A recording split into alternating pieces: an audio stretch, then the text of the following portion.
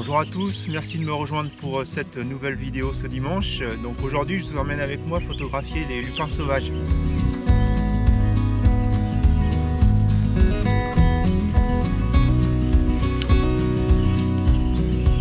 Pas plus tard qu'hier soir, j'étais en discussion avec mes parents par FaceTime. Et puis on discutait justement des lupins parce que j'avais mon grand-père qui avait des lupins dans son jardin, et quand on était petit, l'eau qui arrive au creux des feuilles, il s'amusait à nous arroser avec.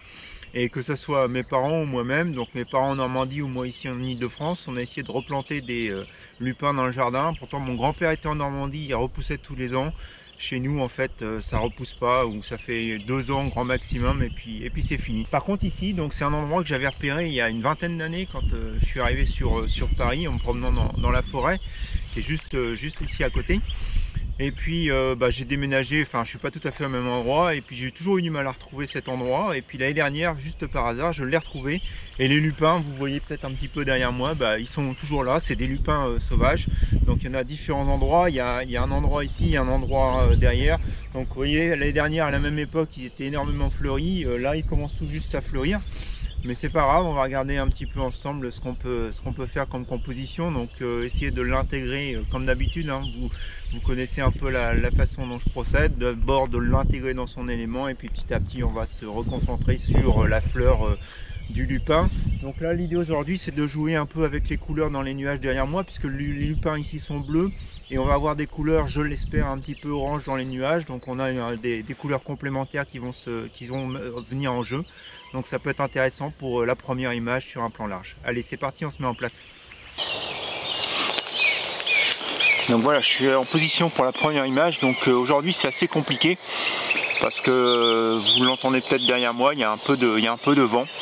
Et donc avec le vent, on a forcément toutes les feuilles et les fleurs qui bougent, surtout le lupin, puisqu'il est très très haut sur sa tige. Donc ce que j'ai fait en fait, parce que là j'ai déjà pris la photo parce que les lumières changent rapidement. Donc je suis monté carrément à ISO 400 pour obtenir une vitesse du 1/40e, attendu le bon moment qu'il n'y ait pas trop de vent pour prendre ma photo. Et donc en fait, si vous voyez ici sur l'image de l'appareil photo, donc ici on a le lupin, mais si après je change en fait ma sensibilité, je vais essayer de vous le montrer. Ah ouais, je suis en ISO auto, donc vous n'allez pas bien voir. Hop, voilà. Ce que je voulais vous montrer, donc vous voyez on a des super couleurs dans le ciel. Donc du coup j'ai pris 2 expositions, une exposition pour le lupin et puis une exposition pour le ciel. Et puis après donc je vais regarder pour combiner ça dans Photoshop probablement, parce que là ce qui est intéressant c'est les couleurs, surtout dans les nuages qui contrastent avec le lupin. Alors après si je reviens donc à une sensibilité correcte pour que vous puissiez voir le lupin, voilà. Donc en fait ce que j'ai fait sur le lupin, c'est que j'ai essayé essentiellement de cadrer pour ne pas avoir le lupin qui sort ici dans le ciel. Donc il est en arrière-plan sur les arbres. Donc j'ai essayé qu'il n'y ait pas de coupure. Donc je me suis remonté un petit peu sur mon pied d'appareil photo pour pouvoir prendre l'image. Donc voilà, première image de fait, assez satisfait. Je vous la mets à l'écran. Je vais quand même rester dans le coin parce que là avec le nuage qui bouge, je pense qu'il y a des choses intéressantes. Donc je vous mets la première image et puis on regarde si on peut pas avoir un petit peu mieux avec le temps qui passe.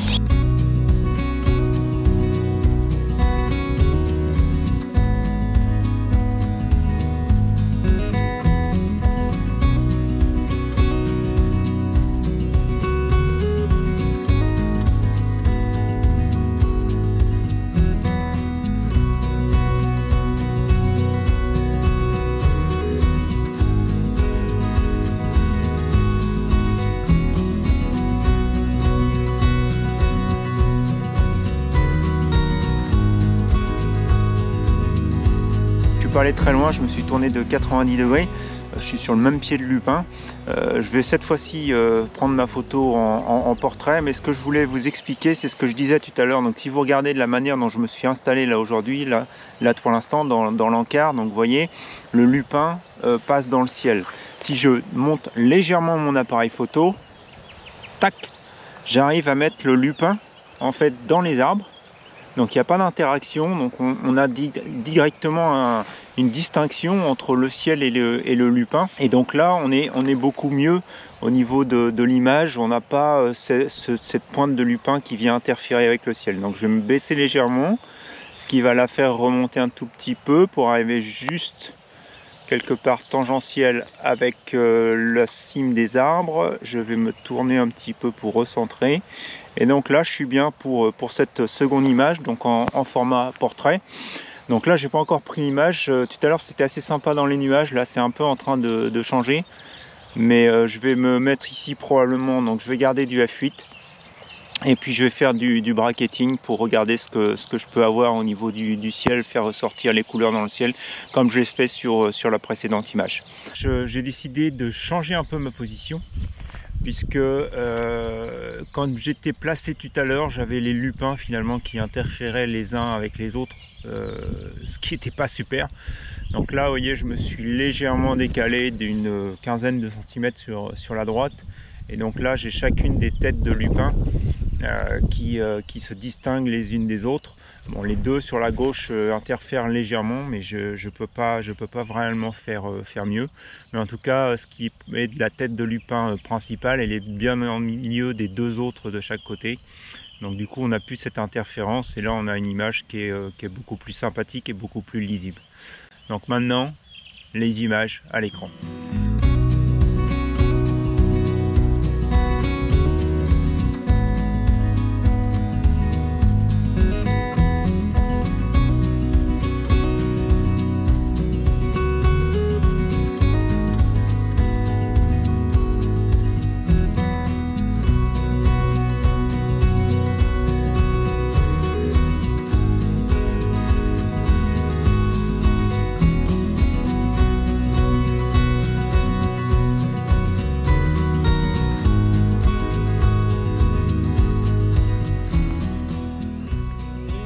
Vous pouvez le voir derrière moi, je crois que c'en est fini pour aujourd'hui les couleurs dans le ciel. Le soleil est très haut. Il y a eu un moment où ça s'est éclairé ici sur la plaine juste derrière. Alors cette partie là en fait est encore à l'ombre, c'était dans le fond, c'était éclairé. J'ai pris une photo, je vais vous la mettre ici à l'écran. Bon, je la trouve moyenne parce que finalement c'est mon arbre qui est dans l'ombre. Alors c'est sympathique ces lumières qu'il y a dans le fond, mais j'aurais voulu un petit peu de réflexion dans l'arbre, mais malheureusement il est trop près de l'orée du bois. Donc en fait, si vous voyez derrière moi, donc vous voyez, il y a le bois là ici de la forêt, et donc le soleil était encore derrière, donc du coup pas de lumière sur l'arbre. Mais bon, c'est pas grave, c'est des choses à garder en tête. Alors après, je sais pas trop comment ça peut faire quand le soleil est très haut dans le ciel. Donc il faudra potentiellement revenir à d'autres moments et puis regarder ce que ça peut donner. Là, on va retourner donc sur ce qu'était le sujet du jour, les lupins. Donc j'ai essayé de trouver un endroit où il n'y a pas trop de vent parce que ça continue à souffler. Et puis on va essayer cette fois-ci de faire des images beaucoup plus proches de la fleur de lupin, parce que je trouve ces couleurs et ces textures assez intéressantes, notamment sur le cône lorsqu'il le monte et qu'il n'est pas encore fleuri, où on a ces couleurs un peu bleues et blanches et puis ces formes dentelées qui sont je trouve relativement sympathiques. Donc on va aller regarder pour prendre quelques photos en gros plan. J'ai trouvé une fleur de lupin avec pas trop de vent. Bon, elle est assez haute sur tige.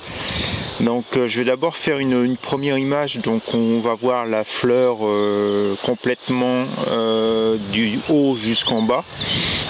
Donc je me suis arrangé pour couper le ciel, la cadrer sur tout ce qui est arbre et vert derrière. Je vais prendre une profondeur de champ relativement faible, on va probablement descendre à 6,3. Et puis donc je vais regarder aussi au niveau de la sensibilité pour essayer quand même d'avoir une vitesse, probablement il faut que je prenne du 1/120e, 1/125e, quelque chose comme ça, pour être sûr qu'avec le vent j'aurai pas de flou de bouger. Donc ça va probablement m'emmener vers du ISO comme j'étais tout à l'heure, 400. Et puis donc on va faire une première image, donc somme toute banale. Ce qui va faire en fait le cachet de l'image, c'est justement le flouté d'arrière-plan. et donc c'est avec le diaphragme qu'on va obtenir ce flouté. C'est sur le diaphragme qu'il va être important de choisir le bon diaphragme pour avoir l'effet rendu. Et puis donc petit à petit, donc là je peux plus, je suis quasiment au 70 mm, mais je vais changer de lentille, je vais mettre mon 105 macro et puis on va s'intéresser carrément aux détails sur la fleur. Donc c'est parti déjà pour cette première image. Les deux traits sur la partie supérieure de l'image, pour moi, gênent la lecture, ils sont perturbateurs, ils attirent trop l'œil et du coup j'ai décidé de ne pas développer cette image. Dites-moi ce que vous en pensez dans les commentaires.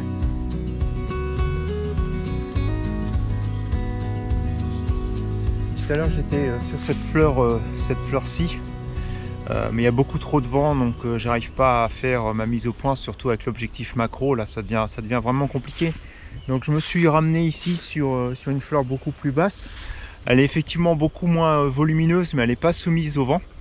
Et puis de toute façon, comme je vais faire du détail, donc pour le coup le fait qu'elle ne soit pas très grosse, ça va pas être super important. Donc comme je le disais, j'ai monté mon objectif 105 mm. Donc on va vraiment faire des photos de près. Donc là on va avoir des profondeurs de champ qui sont relativement faibles, hein. Je suis à une quinzaine de centimètres là actuellement de la fleur. Donc profondeur de champ aussi qui va être faible. Donc l'idée c'est vraiment d'ajuster sa mise au point en manuel pour être net, pour être sûr qu'on est net sur l'endroit où on souhaite. C'est surtout ça. Je vais jouer avec probablement du f8, hein, pour être à l'optimum de ma lentille. Je vais me caler quand même avec une vitesse, ça n'a pas l'air de trop bouger, donc je pense que je vais prendre du 1/60e, 1/100e. Et puis en fait je vais caler ma sensibilité en fonction de ces réglages là de diaphragme et de vitesse. Et puis on va prendre les images dans ces conditions là. Cette fois-ci donc je m'intéresse vraiment à la partie supérieure du cône. Donc je pense que d'ici quelques instants là je vais avoir un peu de lumière qui va arriver sur la fleur, parce que vous voyez, si vous regardez derrière moi là, on commence à voir le soleil qui arrive. Et d'ailleurs vous voyez sur certains lupins là-bas, la lumière commence à arriver. Donc voilà, il va falloir être un peu patient. Mais au niveau du réglage, donc c'est ce que ça va donner. Je trouve que c'est intéressant, c'est tout simplement les couleurs et puis les formes, ces répétitions de formes. Donc effectivement là j'ai beaucoup d'informations peut-être sur le côté, donc je pense qu'il va falloir que j'essaye de cadrer peut-être un petit peu plus serré. Donc là je peux pas m'approcher plus, donc ça ce sera probablement du traitement après sur l'ordinateur, même si malgré tout là dans la forme où elle est sur la photo ici, alors là on est en vidéo, hein, donc le cadrage n'est pas tout à fait pareil que celui que je vais avoir en photo. Mais néanmoins c'est aussi assez intéressant. Donc là c'est surtout maintenant ce que la lumière va donner qui va faire en fait la décision finale pour moi sur le cadrage. Donc on va attendre que cette lumière justement arrive et puis on va prendre la photo.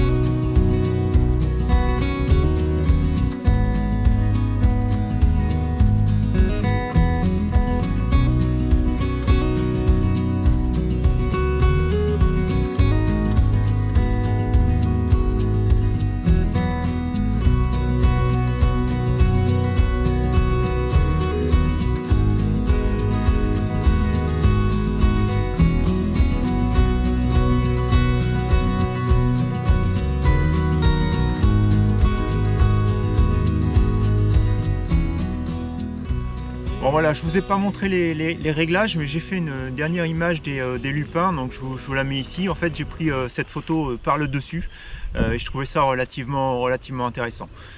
Bon voilà, je vous avoue que je serais bien resté là ici un petit moment de plus, parce qu'il y a de la menthe sauvage ici dans le coin, et dès qu'il y a une bourrasque de vent, vous avez cette odeur de menthe qui vous passe dans les narines. C'est super agréable et donc c'est super intéressant là d'être dans ce coin. Bon allez, on va continuer notre promenade. On va tranquillement, je pense, aller vers la fin de la vidéo. Je peux pas vous dire encore là au moment où je vous parle s'il y aura une dernière image. On va voir, la lumière est relativement changeante, donc c'est possible que sur le chemin du retour je trouve quelque chose. Si c'est le cas, il y aura une image, et sinon petit à petit on va aller vers la conclusion pour la vidéo de cette semaine.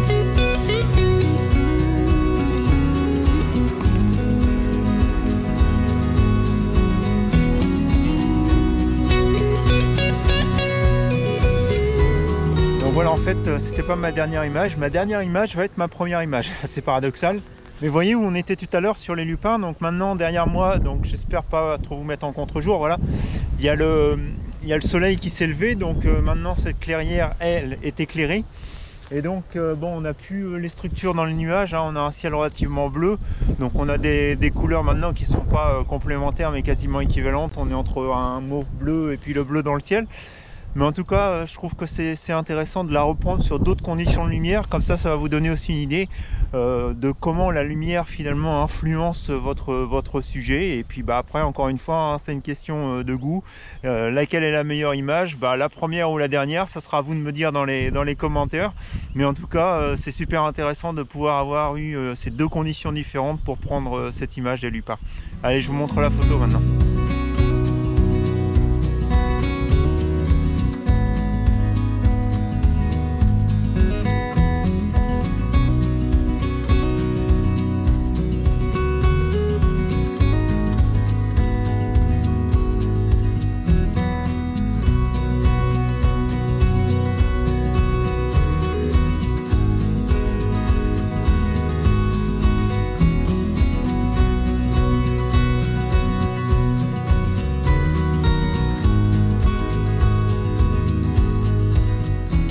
C'est réellement fini cette fois-ci pour la vidéo d'aujourd'hui. Donc je vous avouerai que hier soir, quand je regardais la météo, je m'attendais à voir ce genre de temps.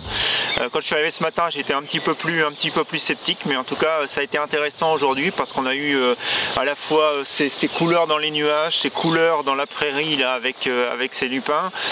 Donc beaucoup de couleurs, beaucoup de lumière, chaude parfois, froide parfois, avec le soleil. Donc c'était intéressant. Beaucoup de challenges aussi avec le vent. Donc vous avez pu voir notamment que sur les réglages cette fois-ci, contrairement à ce que j'ai souvent l'habitude de faire, de rester à ISO 64, je suis monté beaucoup plus haut au niveau des sensibilités.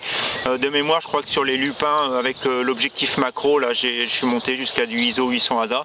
Donc voilà, s'adapter aux conditions de lumière, aux conditions de vent aussi, c'était un peu le challenge aujourd'hui. J'espère que cette sortie vous aura plu, vous aura appris des choses.